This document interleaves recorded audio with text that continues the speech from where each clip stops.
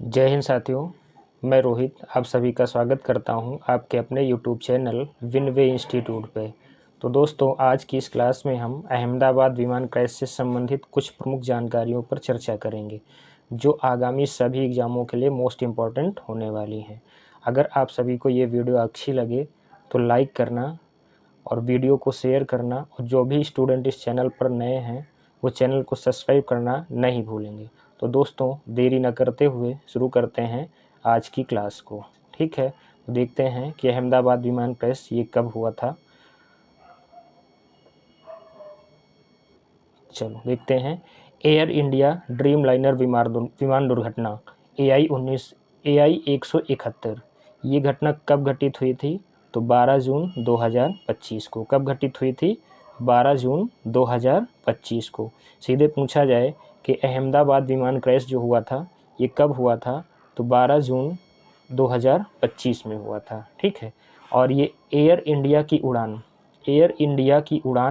AI 171 Boeing 787 dream liner, इसका नाम क्या है? Boeing 787 dream liner. ठीक, अहमदाबाद हवाई अड्डे से उड़ान भरने के बाद मेघानी नगर स्थित, कहाँ पर?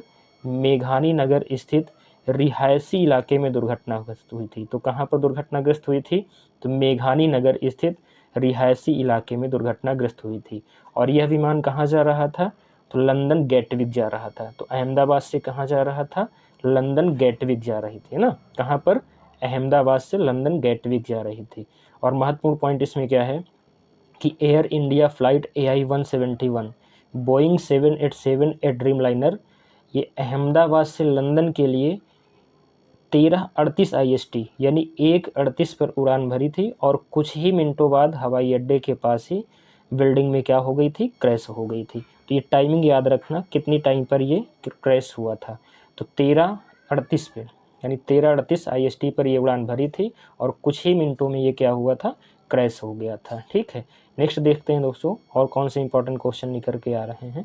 तो सबसे पहले तो अगला देखना है क्वेश्चन कि ये बोइंग जो है इसमें कुल कितने यात्री सवार थे? तो बोइंग 787 विमान में कुल कितने व्यक्ति सवार थे? तो 242 लोग थे। कितने? 242 लोग सवार थे। और जिसमें यात्री कितने थे? 230 यात्री थे और 12 कर्मी दल थे। यानी 230 यात्री थे और 12 जो है कर्मी दल सवार थे। विमान में सवार 242 में से 241 लोगों की मृत्यु हुई थी। तो कितने लोगों की मृत्यु हुई थी? 241 लोगों की मृत्यु हुई थी। इसमें केवल एक ही यात्री विश्वास कुमार रमेश ही बचे थे, जो चमत्कारी रूप से जीवित बचे। और ये कहाँ के हैं? ये भारतीय मूल के ब्रिटिश नागरिक हैं। भारतीय मूल के ब्रिटिश नागरिक। सिर्फ कौन बचा था इस विमान क्रैश में? तो विश्वास कुमार रमेश बचे थे। विमान हादसे के स्थान पर भी कुछ लोगों की मृत्यु हो गई थी, जिसके कारण कुल मरने वालों की संख्या लगभग 280 से अधिक थी। कितनी? 280 से अधिक थी। और इस विमान दुर्घटना में गुजरात के जो पूर्व मुख्यमंत्री थे विजय रूपाणी, गुजरात के पूर्व CM जो थे विजय रूपाणी, तो विजय रूपाणी की इसमें मृत्यु हो गई थी। तो किसकी मृत्यु हुई थी? विजय रूपाणी। ये कहाँ के पूर्व CM थे? ये गुजरात के पूर्व CM थे।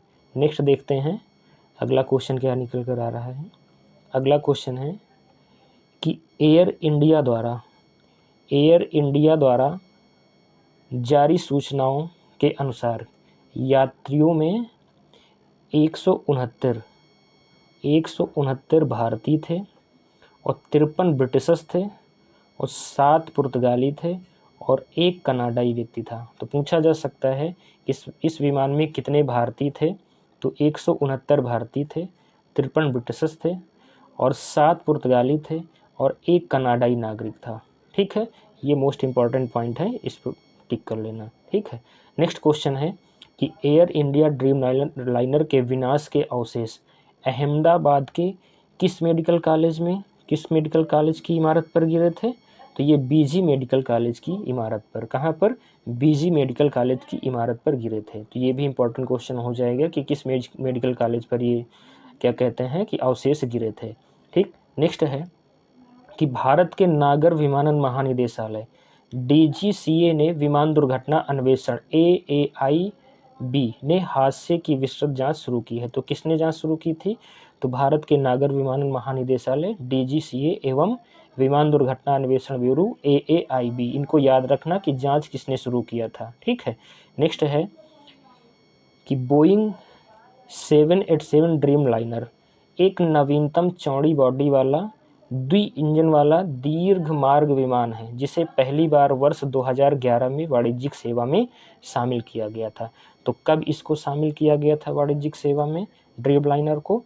तो 2011 में शामिल किया गया था। नेक्स्ट क्वेश्चन देखते हैं। अगला क्वेश्चन इसमें कि एयर इंडिया दुर्घटना पीड़ितों के परिवारों को एयर इंडिया दुर्घटना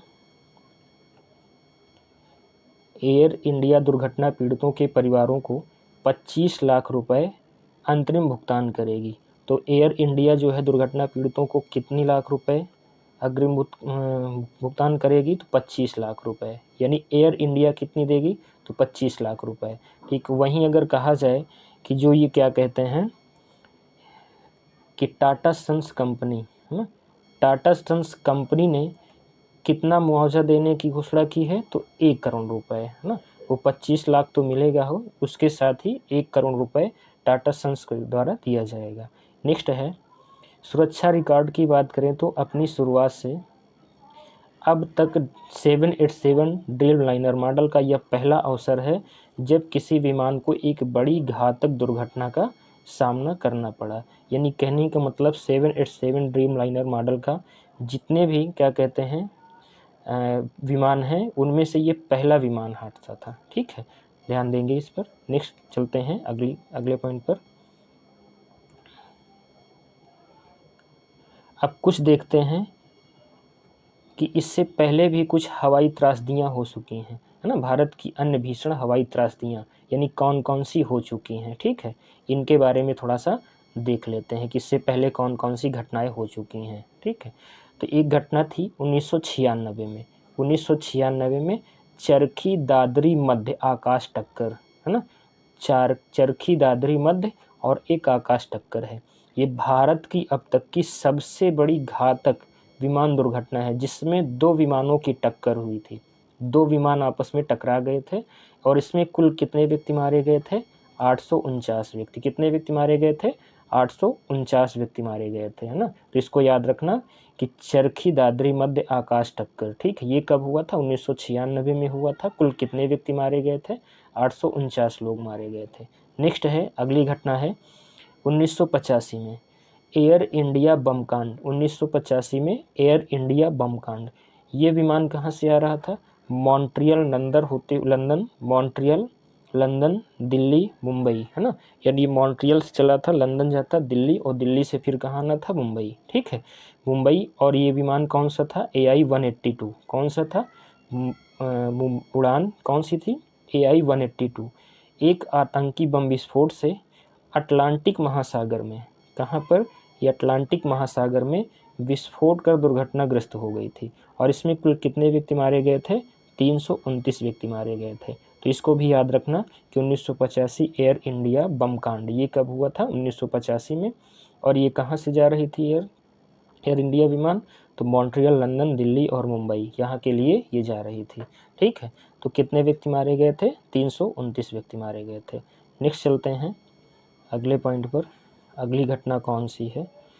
तो दोस्तों क्लास अगर अच्छी लगे तो लाइक करना और दोस्तों को शेयर करना ना भूलना।